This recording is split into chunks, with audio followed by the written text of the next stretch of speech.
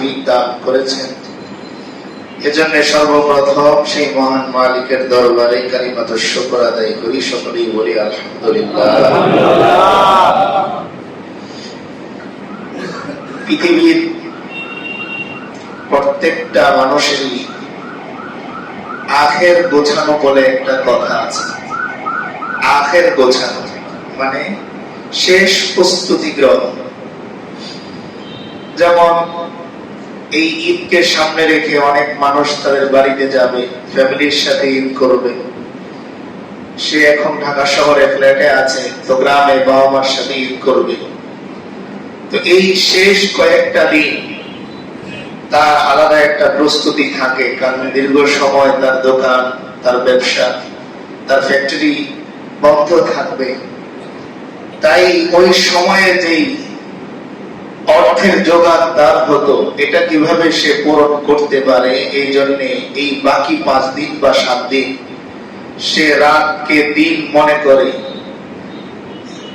লাগাতার 24 ঘন্টা দেখা যায় সে কর্মব্যস্ত থাকে। কারণ তার আখের গোছাতে হবে, শেষ তার গোছাতে হবে।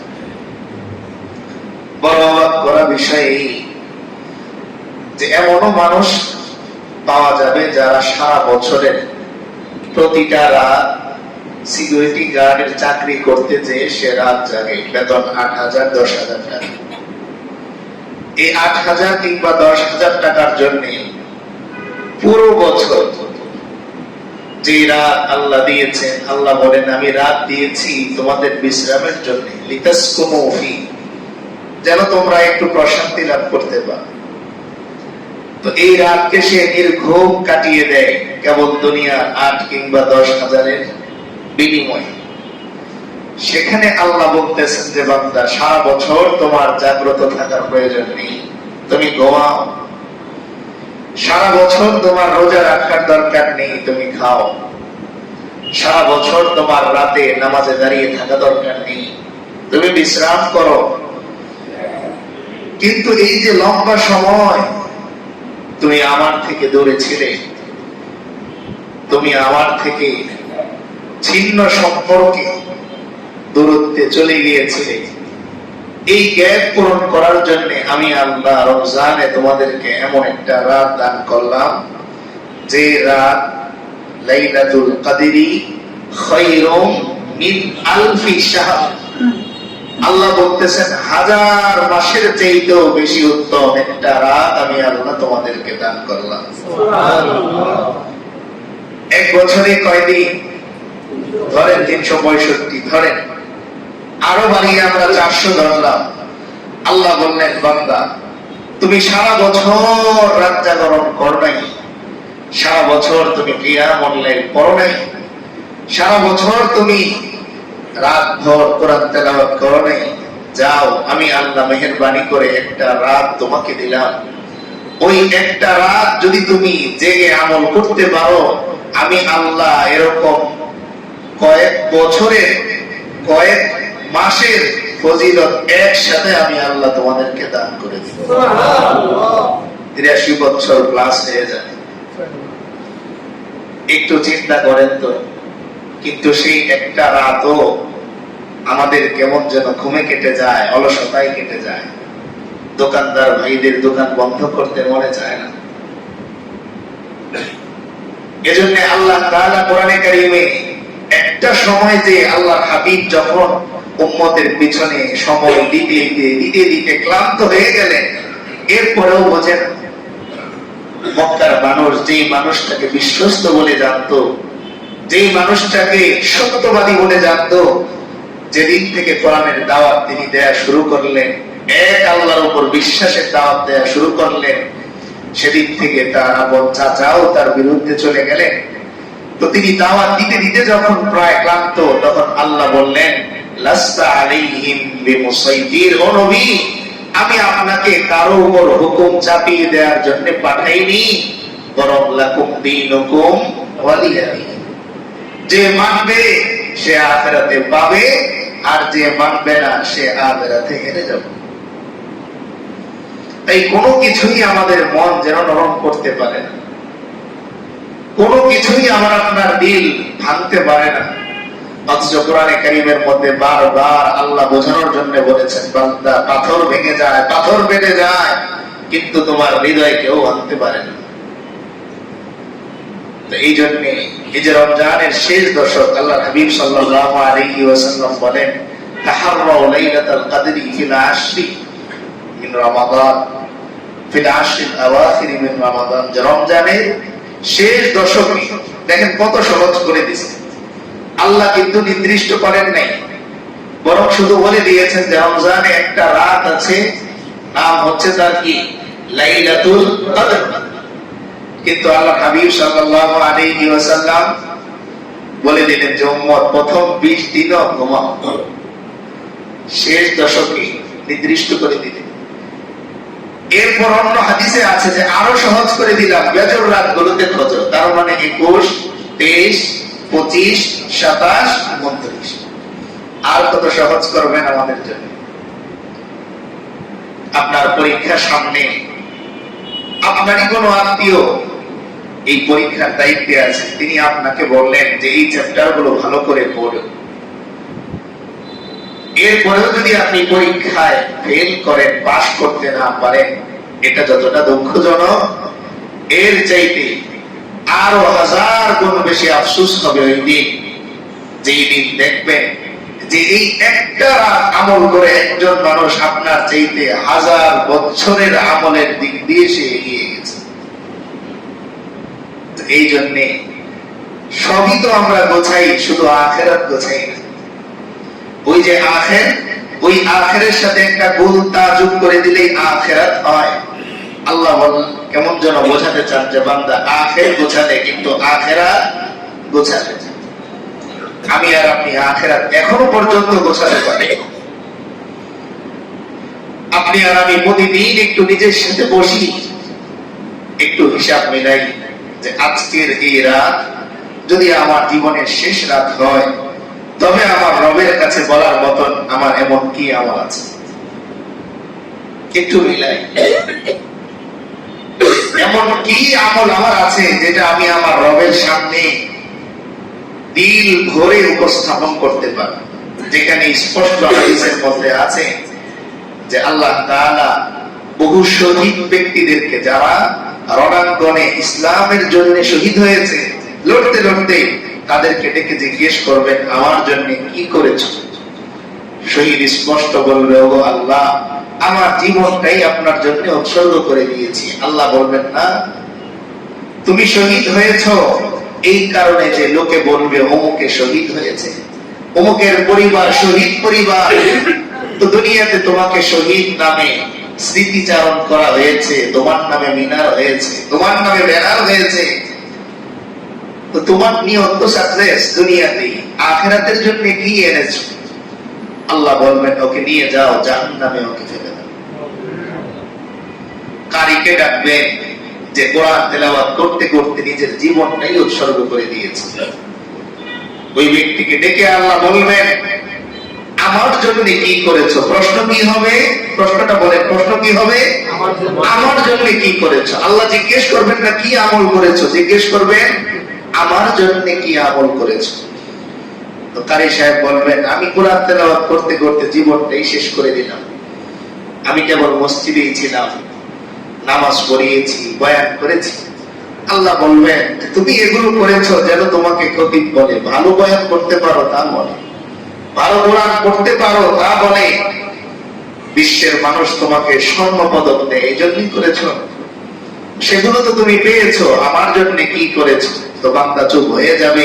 আল্লাহ বলবেন, ওকে ধরো, খুযুহু ফাগুল্লু সুম্মাল জাহিমা সাল্লু, নিয়ে যাও, ওকে জাহান্নামে দিয়ে দাও। তো আমি আর আপনি কেন একটু নিজের সাথে বসি না? প্রতিদিন দোকানওয়ালা রাতে বসে হিসাব টান দেয়, একজন ভিক্ষুক হিসাব টান দেয়। এই গতকাল রিক্সায় যাচ্ছি, দেখলাম দুপুর পর্যন্ত যা কালেকশন হয়েছে হিসাব করতেছে। সেও তার জীবনের হিসাব মিলায়, কেবল আমি আর আপনি আমার আখিরাতের হিসাবটা মিলালাম না। দোকানদার মিলায় না, ক্যাশ থেকে টাকাটা বের করে 10 টাকার নোটগুলো আলাদা করে, 20 টাকার নোটগুলো আলাদা করে, 100 টাকার নোটগুলো আলাদা করে, 500 নোট আলাদা করে, 1000 এর নোট আলাদা করে। কই আমি কোনোদিন আমার আমলগুলোতে এরকম আলাদা করে জাস্টিফাই করলাম না, যাচাই করলাম না। অথচ এই দোকান পড়ে থাকবে, এই অর্থ পড়ে থাকবে। এই গতকাল যিনি দুনিয়া থেকে বিদায় হয়েছেন, তিনি হাজার কোটি টাকার মালিক হয়ে থাকলেও যাওয়ার সময় খালি হাত। এজন্য আল্লাহ বারবার বলেছেন, আল্লাহুল গনি ওয়া আনতুমুল ফুকারা।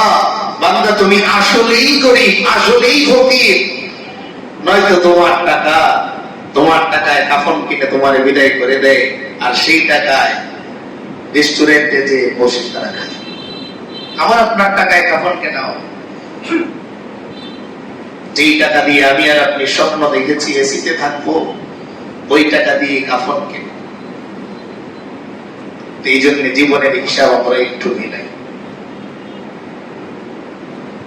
এই যে আর কয়টা দিন আছে, আজকে 23 রোজা, 24 তারাবি হয়ে যাচ্ছে। যদি আরেকবার রমজান পেতে হয় তবে ঠিক 1 বছর অপেক্ষা করতে হবে। এই 1 বছরে কতজন আমরা হারাবো, কতজন নতুন মেহমান আমাদের সামনে চলে আসবে। এই যে পরিবর্তন, সেই হারিয়ে যাওয়া মানুষের সংখ্যায় আমি যে মরবো না এর গ্যারান্টি কোথায়? এজন্য আল্লাহ হাবিব সাল্লাল্লাহু আলাইহি ওয়াসাল্লাম হযরত আলী রাদিয়াল্লাহু তাআলা আনহুকে জিজ্ঞেস করেছিলেন, মৃত্যুকে তুমি কতটুকু দূরে মনে করো? তিনি বললেন, এই যে আমি ওযু করতেছি নামাজের জন্য, আরেকবার ওযু করতে পারবো কিনা এটা নিয়ে আমি সন্দেহে থাকি, যে হয়তো এটাই আমার জীবনের শেষ ওযু। আল্লাহ হাবিব সাল্লাল্লাহু আলাইহি ওয়াসাল্লাম বললেন, মৃত্যু এত দূরে না। তুমি নামাজের ডান দিকে আসসালামু আলাইকুম ওয়া রাহমাতুল্লাহ বললা, বাম দিকে আসসালামু আলাইকুম ওয়া রাহমাতুল্লাহ নাও বলতে পারো, এর আগে তুমি খানিয়ায় চড়তে পারো। এত স্বপ্ন, এত আশা আমাদের কেন? সামনের বার পরিবর্তন হয়ে যাব। এই সামনের বার আমার কবরেও তো হতে পারে। গত রমজানে যারা আমাদের মসজিদে ছিলেন, এই রমজানে সবাই কি পাওয়া যাচ্ছে? এই রমজানের শুরুতে যারা ছিলেন, আজকে কি সবাইকে পাওয়া যাচ্ছে? পাওয়া যাচ্ছে না। আপনি একটু খোঁজ নেন, আপনার নিস্তালাতে যে মুরব্বীর সাথে হাত ধরে মসজিদে আসতেন তিনি নাই, জায়নামাজ তার ছেলে এখন মসজিদে নিয়ে আসে, বাবার জুব্বাটা সব করে সে পরে আসে। তো আমি আর আপনি কোন আশায় বসে আছি সামনে পরিবর্তন হব? জিজ্ঞেস করলে রোজা রেখেছেন, হুজুর টের পাই নেই। এই আজকের কথা বলতেছি। আমি যে রিক্সায় আসলাম, জিজ্ঞেস করলাম, এমনি মন থেকে আসলো কেন জন্য রোজা রেখেছেন? তিনি বলতেছেন, হুজুর টের পাই নেই। আমি আর আপনি এরকম টের পাবো না, একদিন চলে যাবো, টের পাবো না। যদি কেউ টের পেত, সে আর পরিবার নিয়ে থাকতে পারত না। যদি সে টের পেত, দোকান সেদিন আর খুলতো না, ওই দিন ব্যবসা বন্ধ হয়ে যেত। আমাকে আপনাকে শুধু জানিয়ে দেওয়া হোক বিকালে চলে যাচ্ছে, দেখেন না এরপর মনের অবস্থা কি হবে। এই জন্যই তো আল্লাহ অনেক দৃষ্ট রাখলেন যে আমার বান্দার মন নরম হোক, ও অনিশ্চয়তায় থাকুক। যেমন ছোটবেলায় আমরা দেখেছি যে যখন শিক্ষকের কাছে কোনো বিষয়ে বিচার গিয়েছে, যতক্ষণ না তার বিচার হচ্ছে ভয়ই থাকে অন্যরকম, না জানি বিচারটা কেমন হয়। আল্লাহ এটাই চান যে বান্দা তুমি ভয়ে থাকো, না জানি কখন আমি চলে যাই, কিন্তু আমি যেন নিশ্চিত আমি মরবই না। এই জন্য আবারও আপনাদের কাছে অনুরোধ, এই যে বাকি সময়গুলো আছে আর নষ্ট করেন না। সময় আর নাই, আর সময় নাই, শেষ। আল্লাহ বলে দিয়েছেন, ইদা জা আজালুহুম লা ইস্তাখিরুনা সাআতাও ওয়া লা ইস্তাকদিমুন। বান্দা এখন হাঁটতে পারো, এখন চলতে পারো, এখন দেখতে পারো, এখন বলতে পারো, এখন স্বপ্ন দেখতে পারো। একটা দিন স্বপ্ন দেখা বন্ধ, হাত নাড়া বন্ধ, তোমার চলা বন্ধ, তোমার দাঁড়ানো বন্ধ, তোমার ঘুমানো বন্ধ, সব বন্ধ হয়ে যাবে। এই জন্য এই বাকি রাতগুলো আমরা একটু জেগে ইবাদত করার চেষ্টা করি। আল্লাহ তাআলা আমাদেরকে তৌফিক দান করেন। এই ইতিকাফে যারা বসেছেন তাদের সবচেয়ে বড় যে ফজিলত, সেটা হলো যে আল্লাহ তাআলা আপনাদেরকে লাইলাতুল কদর অটোমেটিক উপহার হিসেবে দান করেন। অটোমেটিক এটা পেয়ে যাবে, ঘুমিয়ে থাকলেও ওই ফজিলত পেয়ে যাবে।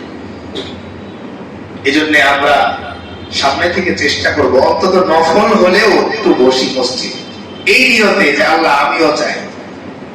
দেখবেন খাবার দেওয়ার সময় দাওয়াত ছাড়া মেহমান চলে আসে না, কোন ভদ্র মানুষ তাকে দাঁড়িয়ে দেয়।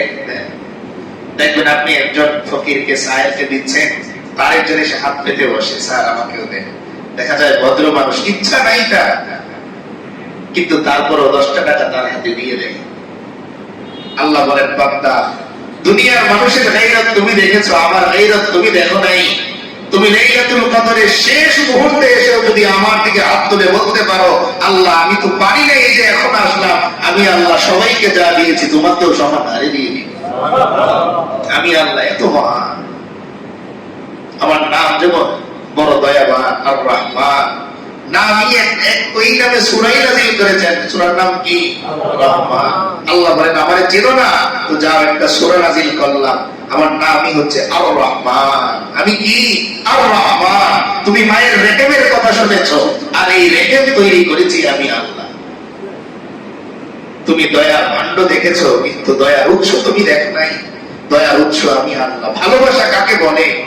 ভালোবাসা তুমি যদি শিখতে চাও, তবে কোরআন তুমি পড়ো, দেখো আমি আল্লাহ কি বলি। বারবার ডেকে বলি, লা তাকনাতু মির রাহমাতিল্লাহ। ও বান্দা তুমি হেরে যেও না, দুনিয়ায় বারবার তুমি হারো, একবার আমার কাছে দেখো, আমি আল্লাহ তোমাকে জিতিয়ে দিই। হেরে যাওয়া বান্দাদের জন্যই তো আল্লাহ।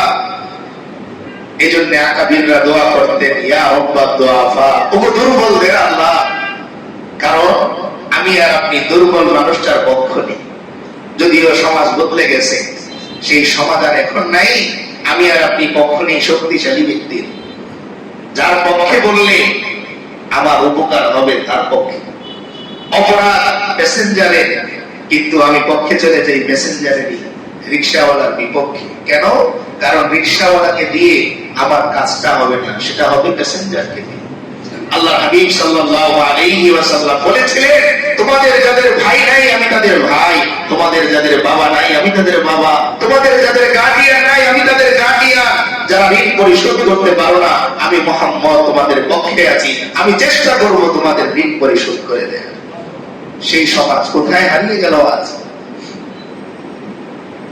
আমাদের কালচার গুলো বিধর্মীরা নিয়ে যাচ্ছে, তারা দিতে যাচ্ছে, আমরা হেরে যাচ্ছি। আজকে বিশ্বে মুসলমানরা আমরা মার খাচ্ছি যতগুলো কারণে, এর মধ্যে অন্যতম একটা হচ্ছে আমাদের আখলাক তারা নিয়ে গেছে, আর তাদের সেই অসভ্যতা গুলো আমাদেরকে দিয়ে দিয়েছে। সালাম ছিল মুমিনের অন্যতম নিদর্শন, অন্যতম আদর্শ। আজ সালাম কমে গেছে। একটা সময় মক্তবের ছোট বাচ্চাদের সালামের কারণে মুরব্বীরা উত্তর দিতে দিতে বিরক্ত হয়ে যেত, আর আজ অপেক্ষা করে কোন মানুষটার মুখ থেকে সালাম শোনা যায় নাই। আল্লাহ হাবিব সাল্লাল্লাহু আলাইহি ওয়াসাল্লাম শিশু বাচ্চাকেও বলতেন, আসসালামু আলাইকুম ওয়া রাহমাতুল্লাহ। একটা শিশু বাচ্চাকেও বলতেন। আর আমি আমার কাপড়টা যদি দামি হয় তো অপেক্ষায় থাকি, সালাম আমাকে কে দিবে? আমি খতিব, তো সালাম আমাকে কে দিবে? আমি অপেক্ষায় থাকি। মুসাফার সময় এক হাত বাড়াই, অথচ মাসআলা হচ্ছে এক হাতে মুসাফা করলে হ্যান্ডশেক হবে, কিন্তু মুসাফা হবে না। মুসাফা শব্দের অর্থই হচ্ছে দুই হাতের তালু দিয়ে কি করা? চেপে ধরা। আর এই মুসাফার সময় একটা দোয়া আছে, ইয়াগফিরুল্লাহু লানা ওয়া লাকুম।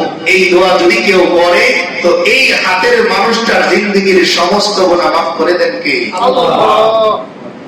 একটু হাত মেলাবে, তাও গুনাহ মাফ হয়ে যায়। এই জন্য বলেন আল্লাহ আর রহমান, আমি দয়াবান। আজকেই আসবে তেলাওয়াত, বড় চমৎকার মিলে গেল। আজকেই তেলাওয়াত হবে 27 পারায়। আর রহমান, তিনি রহমান। হাত মিলালেও কি করে দেন? জিন্দেগীর গুনাহ সব মাফ করে দেন।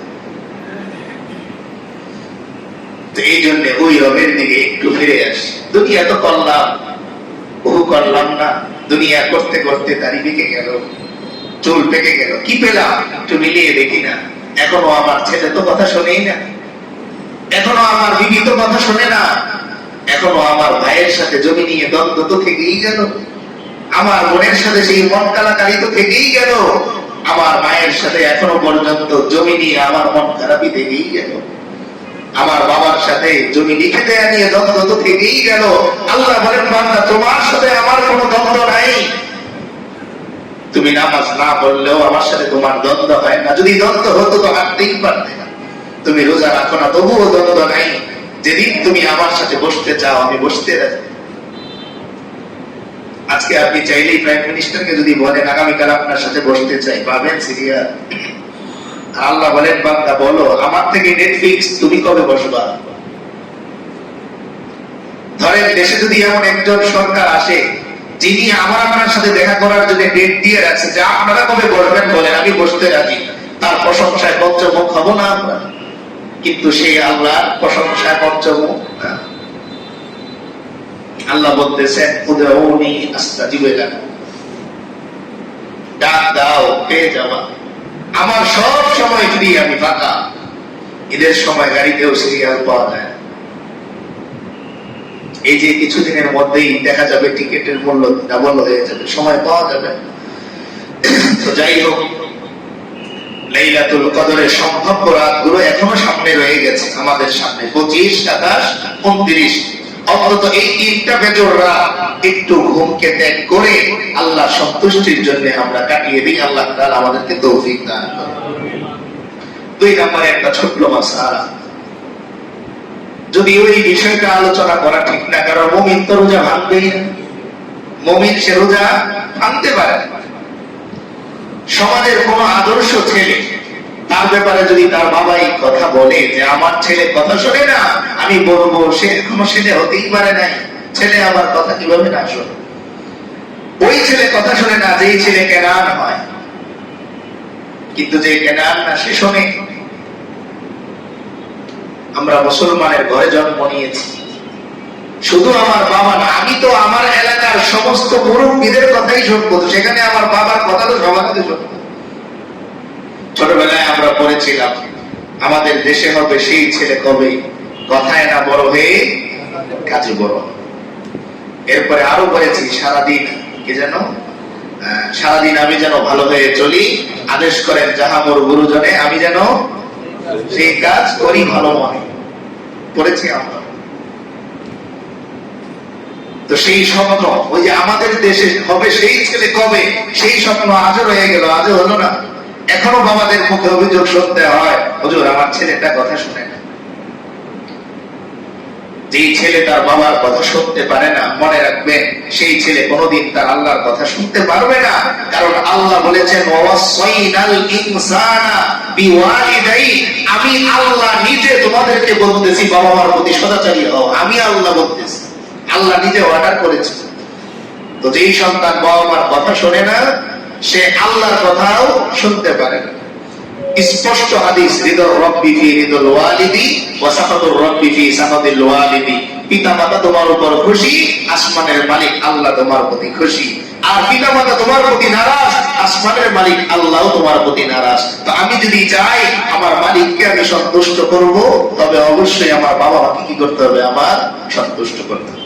যাই হোক, মাসালাটা হচ্ছে রোজা যদি কেউ ভেঙে ফেলেন, আল্লাহ না করেন, কিছু রোজা আছে যেগুলোতে কাফারা ওয়াজিব হয় না, শুধু কাজা ওয়াজিব হয়। যেমন কথা আপনি মনে করেছেন সময় আছে, কিন্তু আসলে সময় নাই, তখন আপনি সাহারি খেলেন, এতে আপনার রোজাটা নষ্ট হয়ে যাবে।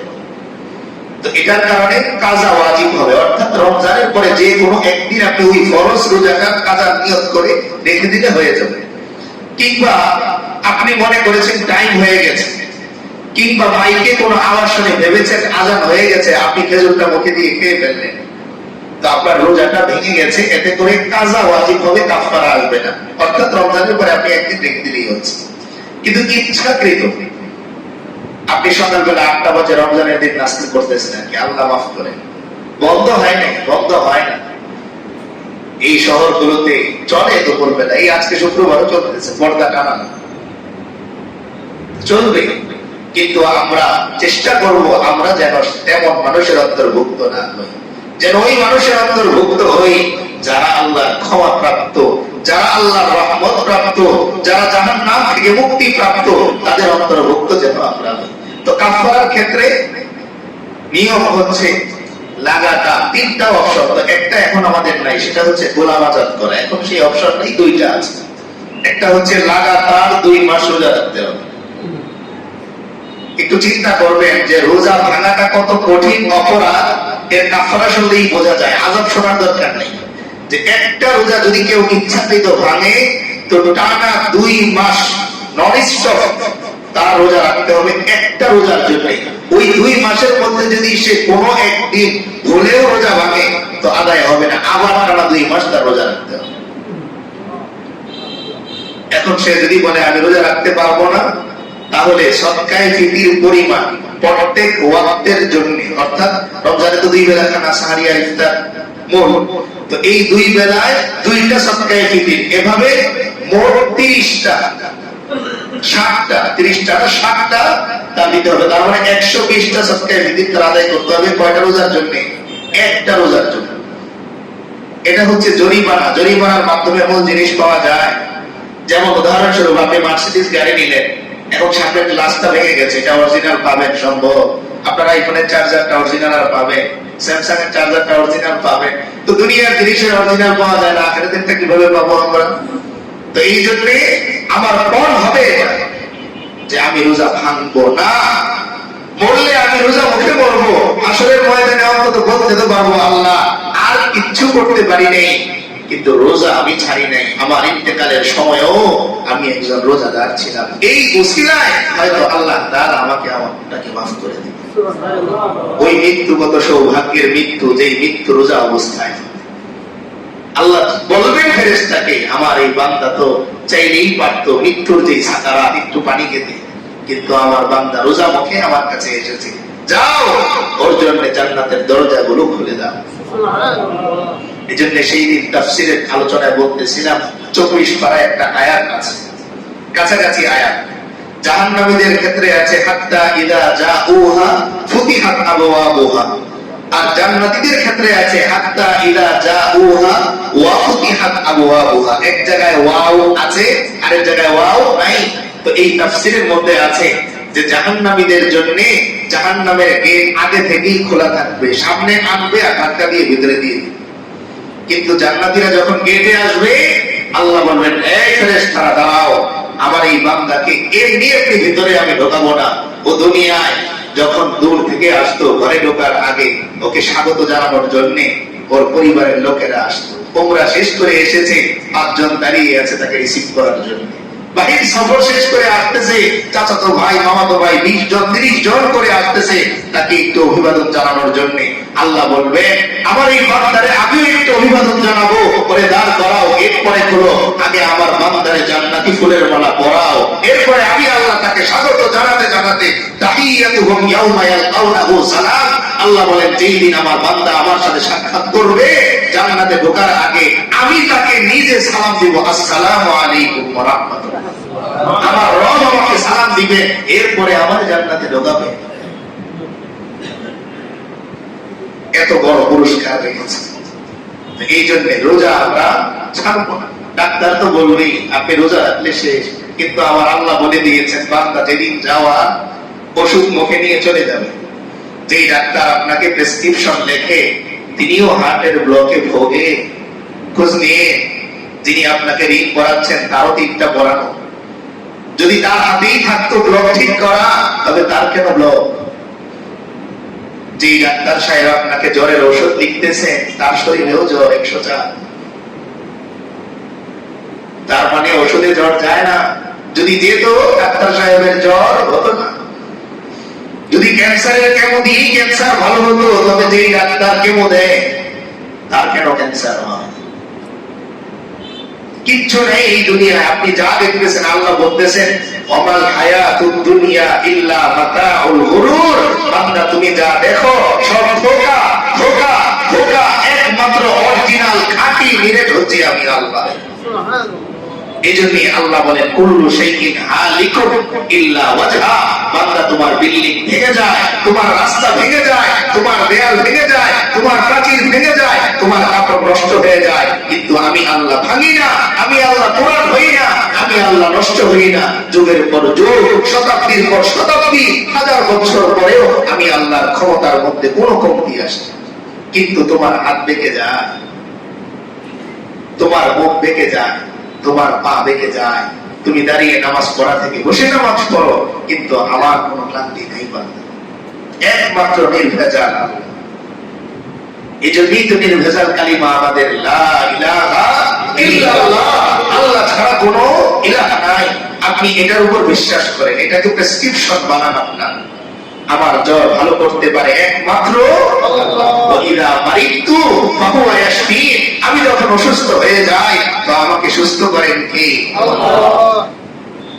হযরত আইয়ুব আলাইহিস সালামের চিকিৎসা কোনো ডাক্তার করেন, তিনি বাস এক কথাই বলেছেন, রব্বি আন্নী মাসসানিয়া দুররু ওয়া আনতা আরহামুর রাহিমিন। তিনি শুধু এতটুকুই বলেছেন, আল্লাহ আমি বড় অসহায় কিন্তু আপনি দয়াবান। পরীক্ষা নিলেন কিন্তু পরীক্ষা শেষে সুস্থতাও কে দিলেন? আল্লাহ। এজন্য সাবধান, দুনিয়ার প্রাচুর্যতা আমাকে আপনাকে যেন ধোকায় না। এজন্য গতকালকেও আলোচনায় বলতেছিলাম এই কথা, যে আমরা অনেক সময় মনে করি দুনিয়া পেয়ে যাওয়া মানে আল্লাহ আমাকে পছন্দ করেন না। দুনিয়া পাওয়ার নাম যদি আল্লাহর পছন্দনীয় ব্যক্তি হওয়া এটার প্রমাণ হতো, তবে সবচেয়ে পছন্দের থাকতো কারণ। ক্ষমতা পাওয়া যদি আল্লাহর প্রিয় হওয়ার আলামত হতো, তবে সবচাইতে বেশি প্রিয় হতো কে? ফেরাও। কিন্তু না, আমি কখন বুঝবো যে আমি আমার রবের প্রিয়? এটা বুঝবো কিভাবে? আমি বোঝার সিস্টেম আছে দুনিয়ায়, সব জিনিস বোঝার সিস্টেম আছে, যেমন এটাও বোঝার সিস্টেম আছে। আমি যে আল্লাহর প্রিয় এটা কিভাবে বুঝবো?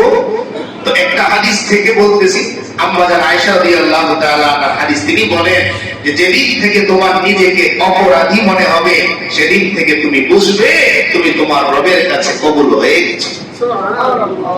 যে আমার নিজেকে কি মনে হয়? অপরাধী মনে হয়, যে আমি অপরাধী। সেদিন থেকে আমি বুঝবো আমার রবের সাথে আমার কি হয়ে গেছে? সম্পর্ক হয়ে গেছে। আর দুই নাম্বার, যেদিন থেকে দেখবো আমার আমল করতে আগ্রহ বাড়তেছে। আগে 100 বার তাসবিহ পড়তাম, এখন মনে চায় 120 বার পড়ি। আগে নফল নামাজ 4 রাকাত পড়তাম, এখন মনে চায় 6 রাকাত পড়ি।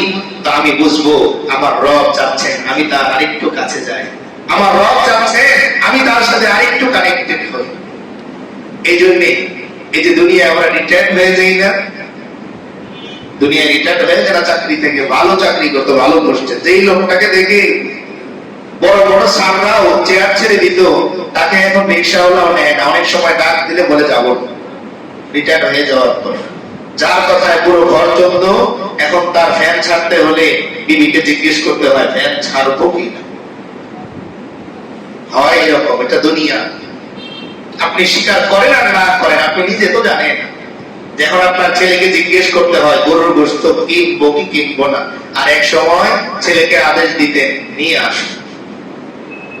আল্লাহ বলেন, বান্দা তুমি রিটায়ার্ড হয়েছো, এখন সময় আসো আমার সাথে তোমার প্রেমের সময় হয়েছে।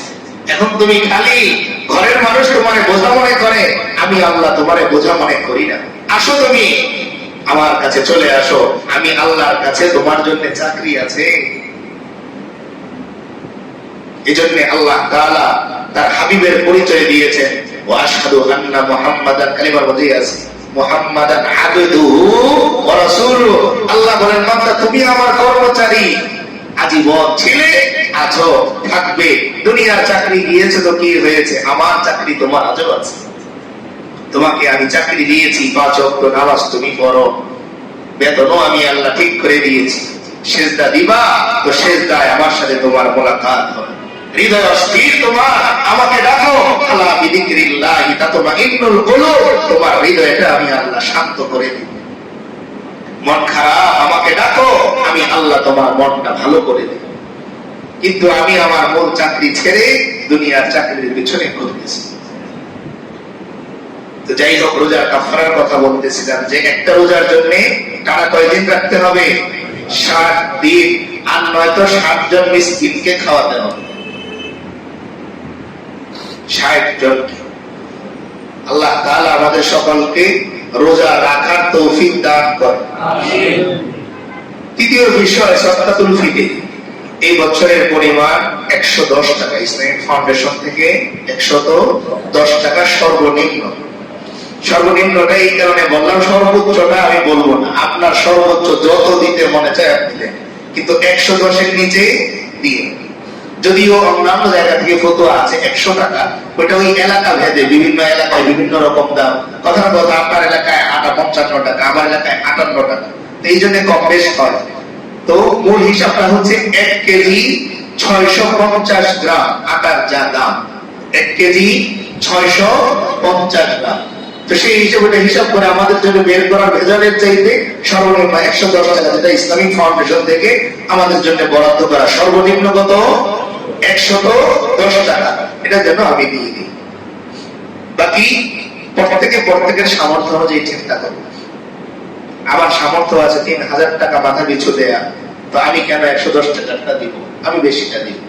আর সদকাতুল ফিতরের ক্ষেত্রে মাথা হিসাব করতে হবে। কি হিসাব করতে হবে? মাথা। অর্থাৎ আপনার ঘরে মাথার সংখ্যা যত, প্রত্যেকের মাথা পিছু হারিয়ে দিতে হবে। এমন না যে প্রাপ্ত বয়স্ক হলে দিবে।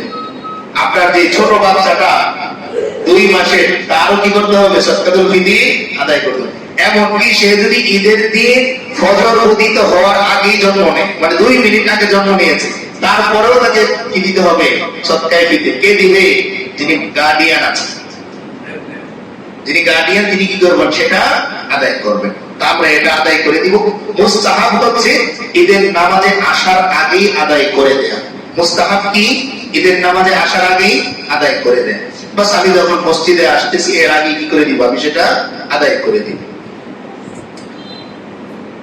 4 নম্বরে একটা বিষয়, যেটা আসলে মানে আলোচনার বিষয়বস্তু না, তারপরেও বলতে হয়। আগেও আমরা গত সপ্তাহে একটু ক্লাস দিয়েছিলাম, যেখানে আমাদের 2 জন হাফিজ সাহেব আছেন এই বছর।